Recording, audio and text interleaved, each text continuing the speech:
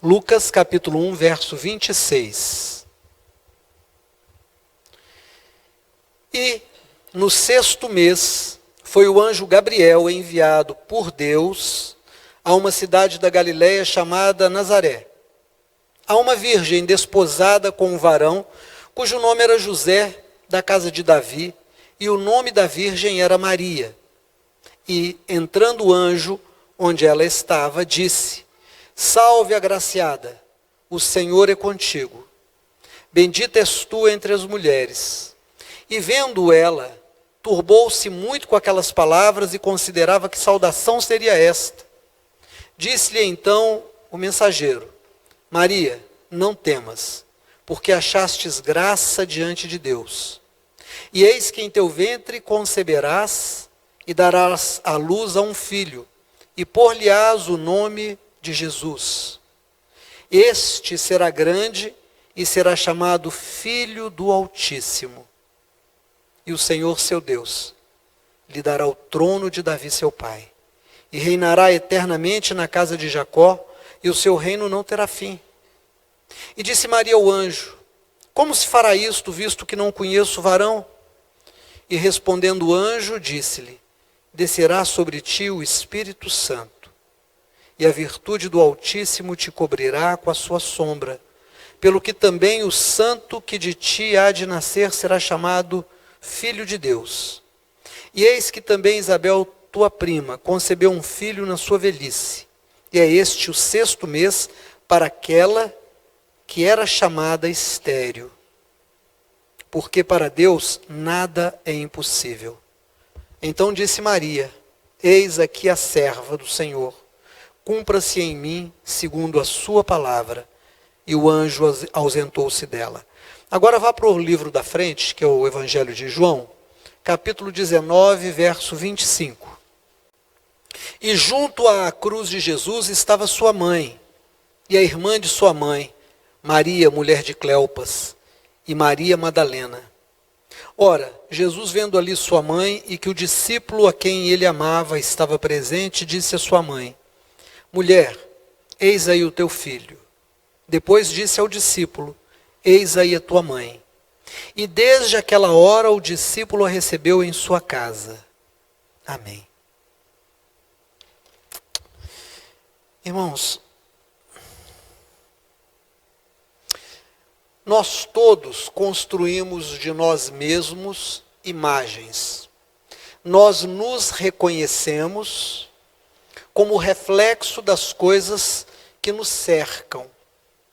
Nós vamos construindo referenciais, nós vamos construindo realidades que nós acreditamos, nos guiamos por elas, e nós nos tornamos aquilo que nós reconhecemos nessa realidade que nos circunda. Então, a realidade que eu coloco ao meu redor, aos meus olhos, me constitui. Eu me reconheço nas coisas, eu me reconheço no olhar do outro. No que o outro fala de mim, eu me reconheço. É por isso que quando alguém fala algo feio a meu respeito, eu me magoo. Porque eu me reconheço na fala do outro, eu me reconheço naquilo que está ao meu redor. A realidade circundante me faz me reconhecer igual a ela. Isso nós chamamos identidade. Idem a uma realidade. Eu sou aquilo que eu reconheço como meu reflexo. Eu sou o reflexo das coisas que estão ao meu redor. Se elas são boas, eu vou constituindo de mim uma imagem muito positiva. Se elas são coisas que eu admiro, eu vou me construindo como alguém de rara beleza, de grande importância, e eu atribuo a mim um valor. Isso nós chamamos de ego. Então o homem é o que ele é e o que ele pensa que ele é. O que ele pensa dele mesmo. Quando eu me magoo, quando eu me ofendo, é porque uma informação dissonante a meu respeito chegou a mim e eu não gostei. Então me estremeço e digo: não gostei. Eu gosto de carinho. Então eu sento próximo a alguém que me é íntimo e essa pessoa me acaricia. Eu gosto. Mas se essa pessoa puxa minha orelha ou me dá um tapa, eu não gosto. É a mesma coisa. Então eu vou construindo o meu ego com as coisas que eu gosto, e eu me dou uma importância. Qual é o problema? O problema é que quando eu constituo essa imagem tão positiva de mim, que é reflexo das coisas que eu mesmo construí, eu não acho espaço para ninguém acima de mim. Eu não consigo colocar ninguém acima de mim, nem Deus. E aí Deus não pode operar na vida de alguém que está no trono da sua própria vida, porque Deus é rei, Ele é Senhor, Ele tem que se assentar no trono de cada vida. Eu preciso dar lugar ao governo de Deus, ao reino de Deus. Por isso é que Jesus, num dos momentos do seu ministério terreno, diz: o reino de Deus está dentro de vós. O reino de Deus não é o que está fora de mim. O reino de Deus é aquilo que está dentro de mim. É aquilo que assume o controle da minha vida e diz para mim quem eu sou. É aquilo que desconstrói o que eu penso que eu sou e me mostra exatamente quem eu sou. E o que é que eu sou? Primeiro, eu sou a última coisa criada, eu não sou a primeira coisa criada. Nós ouvimos por muito tempo que o ser humano é a coroa da criação, é o suprassumo da criação de Deus, é a imagem e semelhança do Criador, mas não é verdade. Nós somos produtos do meio. Deus, para nos criar, primeiro formou a terra, e do pó da terra é que Ele vai fazer o homem. Eu sou produto de todas as coisas. Eu sou, na verdade, um subproduto de toda a criação. Mas nós não gostamos disso, porque isso nos machuca, esse ego que nós constituímos de nós mesmos, essa imagem de nós mesmos. E Deus não pode operar na vida de alguém que é arrogante. Deus não pode operar na vida de alguém que é orgulhoso. Deus não pode operar na vida de alguém narcisista. Deus não pode operar na vida de alguém que tem o nariz empinado. Porque essa pessoa é incomandável, essa pessoa não entende, não aceita, não compreende, não absorve, não pratica mandamentos. Essa pessoa tem dois códigos de conduta, dois códigos de ética, aquele que vem da moral e aquele que ela tem da moral dela, que ela construiu para ela. Vale o que ela pensa, vale o que ela acha, vale o que ela diz que é certo. Como que Deus vai operar, como que Deus vai dividir com uma pessoa dessa? Então Deus, que gostaria de operar na vida de todos, opera na vida de alguns. Deus operou na vida de Abraão, que na verdade não era Abraão ainda, era Abrão. Deus aparece a Abraão na terra dos caldeus e diz: você está disposto a quebrar a imagem de você mesmo? Sair da tua terra, da tua parentela? Desconstruir a imagem de herdeiro? Desconstruir a imagem do filho do seu pai? Você se permite ser comandado? Sai da tua terra, da tua parentela para a terra que eu vou te mostrar. Eu vou te mostrar, não estou te mostrando. Você vai dar o primeiro passo sem saber para onde você está indo, e vai dar o segundo e o terceiro sem saber para onde você está indo. Em algum momento eu vou falar com você. Você consegue se colocar nesse lugar de ser comandado, de ser guiado? E Abraão saiu. Deus poderia ter falado a tantos jovens de todas as tribos de Israel, pessoas extremamente fortes, pessoas de personalidade, de recursos muito grandes. Mas ele foi falar com um menino que estava nas montanhas, de uma das menores tribos de Israel, de uma das famílias mais pobres dessa tribo, Davi. E quando o óleo cai sobre a cabeça de Davi, Davi não se levanta dali dizendo: eu sou maior do que os meus irmãos mais velhos, eu sou maior do que o meu pai, eu falo e todo mundo ouve. Deus tratou com José, embora desse a José sonhos de grandeza, José nunca se colocou como uma pessoa grande. Sabe o que essas pessoas tinham em comum? Elas haviam desconstruído a imagem de que elas eram importantes, de que elas eram grandes, de que elas eram poderosas, de que elas não poderiam ser guiadas, de que elas não poderiam ouvir um comando. Elas estavam se abrindo para serem guiadas por Deus. O ego delas havia sido desfeito e refeito, e Deus as colocou no seu lugar. E qual era o lugar? Lugar de servo. Abraão se tornou servo, o Senhor Deus disse, sai da tua terra, ele saiu. O Senhor Deus chamou Noé e disse, constrói uma arca no alto, uma montanha, um barco. Senhor, no alto, uma montanha, e ele não arrazoou com Deus, ele não argumentou com Deus, ele obedeceu. Deus chamou Davi, e Davi fez o que tinha que fazer, desce, enfrenta os gigantes que ninguém quer enfrentar em Israel. Tem 30 dias que o exército de Israel é desafiado por ele, e ninguém desce, nem o rei, nem o comandante, nem o soldado mais raso. E Davi, aquele adolescente, desceu porque ele estava sendo dirigido por Deus. Essas pessoas tinham em comum uma coisa: elas haviam sido colocadas no lugar exato que Deus as tinha criado, lugares de servos. E o servo serve para servir. Um servo não serve para impor a sua vontade. O servo não serve para discutir o que o seu dono, o seu amo, o seu senhor diz. Ele obedece. Não é à toa que Jesus se surpreende com um centurião romano, que diz a ele, Senhor, o Senhor não precisa entrar na minha casa, basta que tu digas uma palavra e o meu servo acamado será curado, porque também eu sou homem sob comando, eu sou homem sob autoridade. E eu tenho autoridade sobre tantos. Quando eu digo ao meu soldado vai, eu não preciso estar olhando, ele vai. Quando eu digo a outro vem, eu não preciso estar vigiando, ele vem. A autoridade se instala no coração daquele que resolve obedecer. Então eu sei que se o Senhor disser para o meu servo ser curado, ele será curado. Não necessito ver o Senhor ir lá em casa. Eu sei que tu tens poder. E aí Deus resolve mudar a história da humanidade. É chegada a hora de trazer o Salvador ao mundo, o Messias, o Hamashia esperado de Israel. E tinha tanta gente boa naqueles dias, naquela terra. Tinha tantas mulheres cultas, tinha tantas mulheres fortes, tinha tantas mulheres de famílias importantes.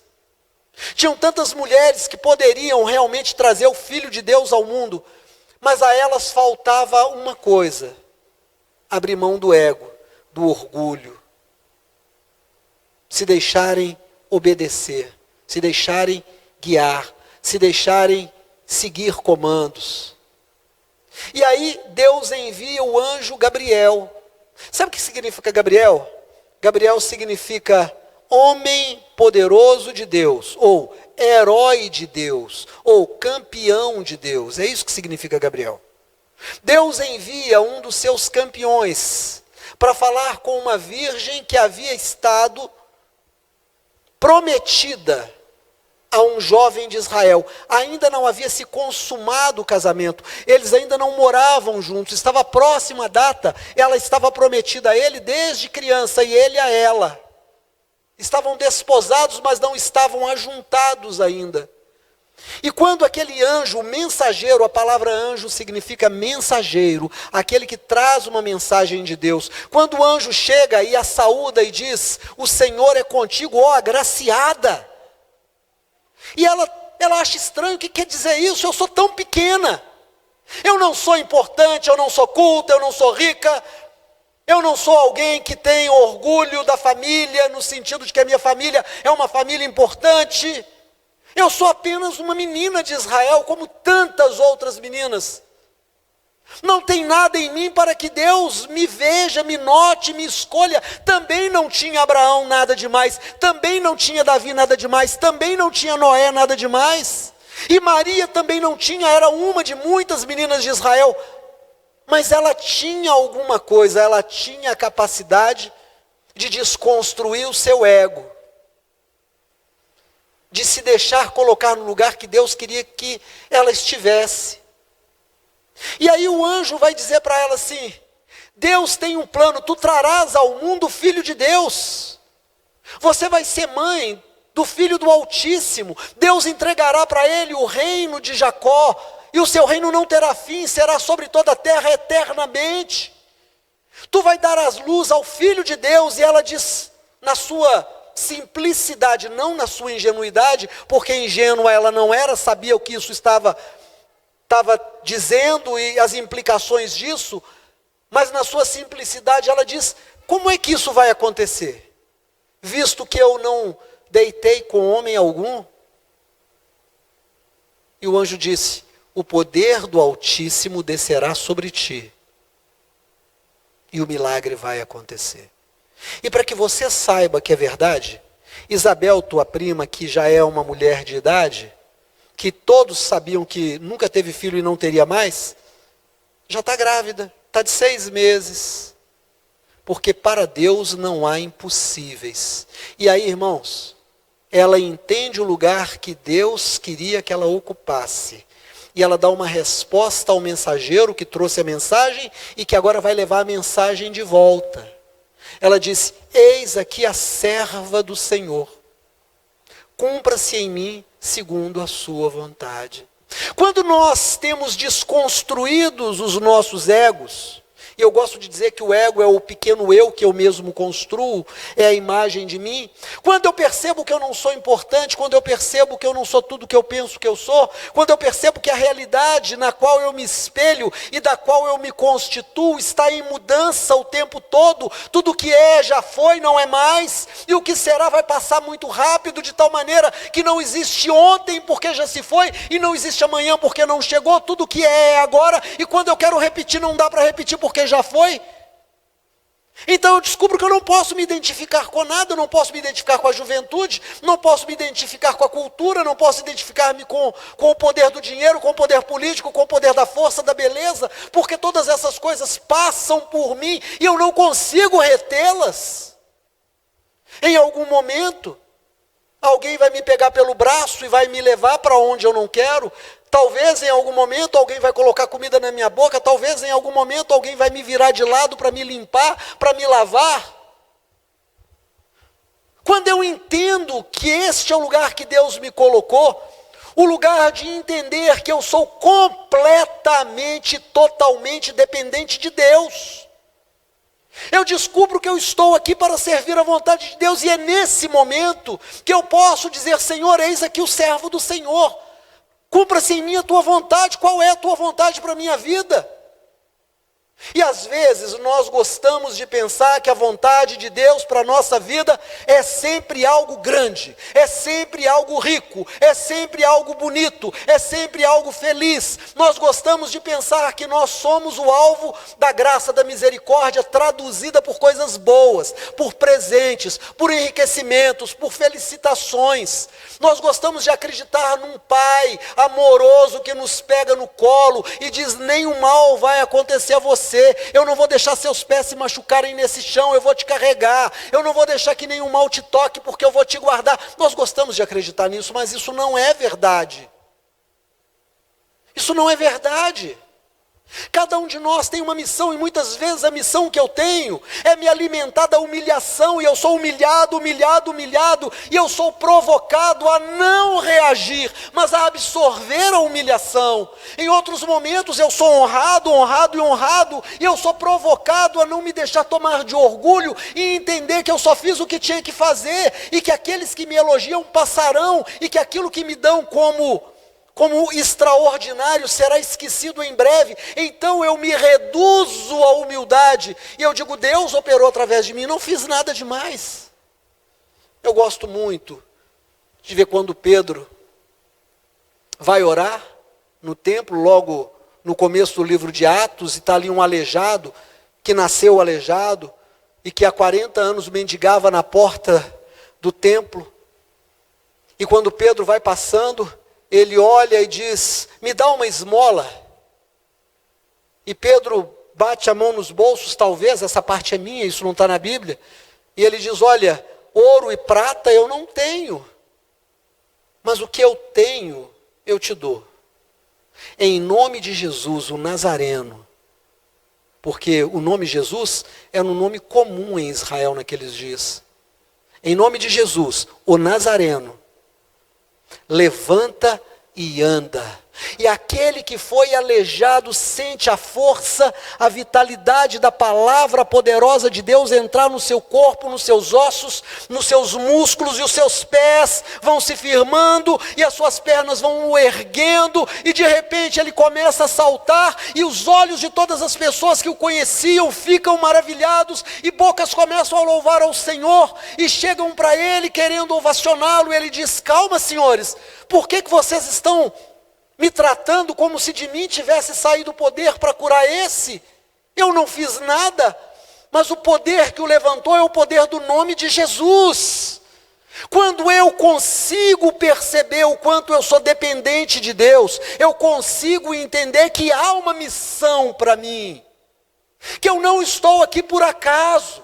Quando eu começo a entender que a distância entre a Terra e a Lua, e a posição que ela ocupa nesse espaço, a órbita que ela tem em torno da Terra, faz com que nós tenhamos o movimento das marés e os ciclos de crescimento de tudo quanto existe na Terra. Quando eu entendo que aquele eixo que passa imaginariamente sobre o centro da Terra, inclinando a Terra 23 graus, nos permite ter 4 estações que se sucedem, fazendo com que haja fecundidade na terra. Quando eu compreendo que existem leis que governam as ondas do mar, que vêm até aqui e voltam, e depois voltam até aqui, mas não ultrapassam, e vão até lá e ultrapassam quando é necessário fazer o começo a partir do fim, então eu digo, nada é por acaso.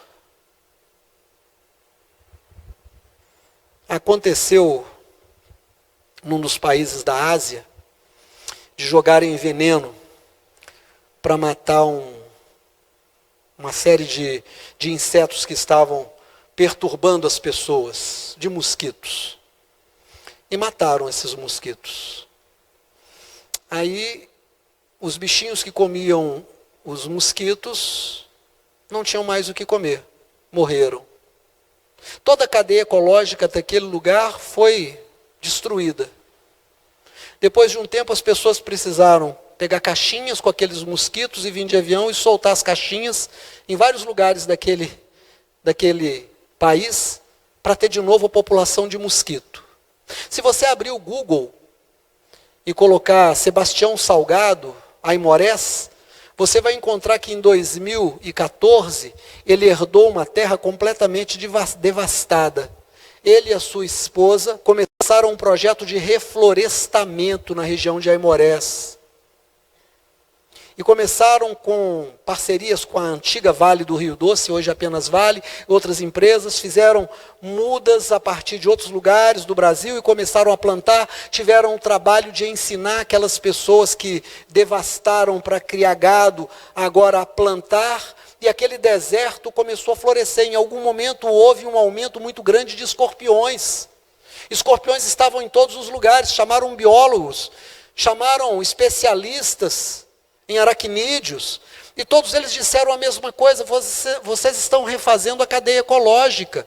É preciso que haja uma superpopulação para atrair os predadores, os escorpiões, e depois os predadores dos predadores, e aí haverá um equilíbrio, e hoje eles têm uma floresta linda naquela região, é um milagre, e a gente percebe que existe então uma harmonia entre todos os seres e todas as coisas. Se todas as coisas têm um lugar, você também tem um lugar, eu também tenho um lugar no plano de Deus. Esse lugar é o lugar de servo. Eu sirvo para alguma coisa. Eu não estou aqui para construir de mim mesmo uma imagem de importância. Oh, como eu sou importante, eu preciso ser chamado de doutor, eu preciso ser reconhecido como senhor, eu não posso receber um não na minha cara, eu não posso ter a minha opinião contrariada. Você sabe com quem você está falando? Não, eu não sou nada disso. Eu sou apenas alguém que está atravessando a vida por um período de tempo, que cheguei e vou partir, que tive infância, tive maturidade, estou num processo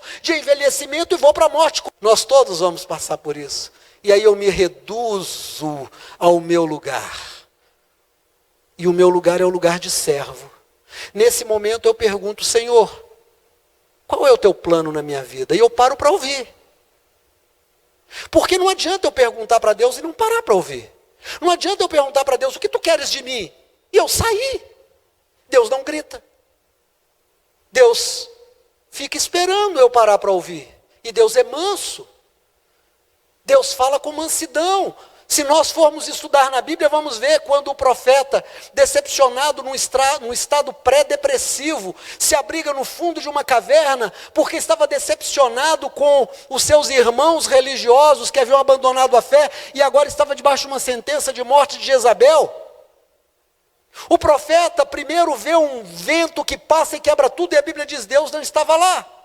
E depois vem uma saraiva de fogo e desce relâmpago para todo lado, e Deus não estava lá. E depois vem um vento manso e suave, e ele ouviu a voz de Deus que dizia: vem para fora. E Deus estava lá. Deus está sempre na mansidão. Deus não está no grito. Deus não está no tapa.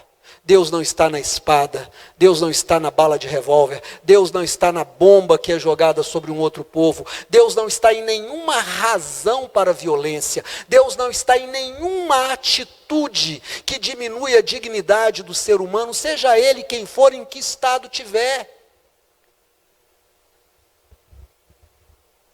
Deus está com os humildes. Ele dá a sua graça aos humildes. Deus exalta aquele que se humilha, aquele que se coloca no lugar que lhe é devido. Sabe o que significa humilhação? Ser colocado no pó. Mas quando eu sou colocado no pó, eu apenas sei que eu sou pó. Nada pode me humilhar, não dá para me dizer e me ofender dizendo: tu és pó, porque eu sei que eu sou pó. E eu digo: Senhor, para que esse pó serve? Eu sou isso. Para que isso serve? O que o Senhor quer de mim? Pode ser que Deus diga a você, como disse a José do Egito: eu quero te colocar num lugar alto, porque eu tenho um plano para a tua vida. Pode ser que Deus te coloque num lugar, como diz a tradição, que colocou o apóstolo Pedro, que em sendo crucificado como Jesus, pediu para que fosse crucificado de cabeça para baixo, porque ele não merecia a honra sequer de ser crucificado de cabeça para cima como foi Jesus. Talvez Deus te coloque no lugar como colocou Estevão, que foi apedrejado até a morte. Deus não colocou Estevão no lugar de José para ser considerado o segundo homem no reino. Colocou no lugar da pedrada. Mas ele viu o céu aberto e o Filho do Homem em pé à direita do trono para recebê-lo. E pastor, o que isso tem a ver com esse texto? Tem a ver tudo. Porque nós fomos para João 19:25 em diante. O que foi que nós encontramos? Nós encontramos o projeto de Deus para Maria, terminando. Eis que descerá sobre ti o poder do Altíssimo, Maria, e tu serás a mãe do Filho de Deus. Ele receberá o trono da casa de Jacó, e o seu reino será reino eterno. Oh, glória! Mas no capítulo 19 ela vê esse filho, um homem maravilhoso, um bom filho de 33 anos, tendo sido traído, humilhado, preso, torturado, exposto nu, crucificado e morto injustamente. E antes de morrer, ela olha para aquele filho, e aquele filho amoroso tem uma única preocupação. Olha para Filipe, que está do lado dela, e diz: filho, eis aí a tua mãe. Mãe, mulher, eis aí o teu filho. E a Bíblia diz: a partir daquele momento, aquele homem entendeu que a missão dele era receber Maria, e Maria entendeu que a missão dela era adotar os outros filhos de Deus em Cristo Jesus. Sabe, eu gosto muito dos irmãos católicos. Como eu gosto dos irmãos católicos. Sabe por que eu gosto dos irmãos católicos, entre tantas coisas? Porque eles gostam de Maria. Eu não entendo como é que nós evangélicos não entendemos o apreço que Deus tem por Maria. Eu não entendo como é que nós não amamos Maria. Maria é um exemplo, ela diz: eis aqui a serva do Senhor. E ela não discute com Deus e diz: o Senhor tomou o meu menino. Para que o Senhor me deu um filho se o Senhor ia matar? Que Deus é esse que deixa isso acontecer? Não, ela foi serva até aquele momento. Ela disse: dói, machuca, eu estou sofrendo, a dor de perder um filho é algo terrível, me mata, mas eu estou disposta a continuar a obra. O que é que tu queres dessa serva? E o Senhor diz pela boca de Jesus: eis aí o teu outro filho, adota esse. E o que tu fizestes a Jesus, faz agora a Filipe. E a partir daquele momento ela se torna mãe de Filipe, e ela se torna mãe de todos aqueles que creem em Jesus. Irmãos, nós temos que deixar de lado um coração duro que não reconhece o que Deus fez através da vida de Maria, como fez da vida de Jesus, como fez através da vida de Pedro, como fez através da vida de todos os personagens.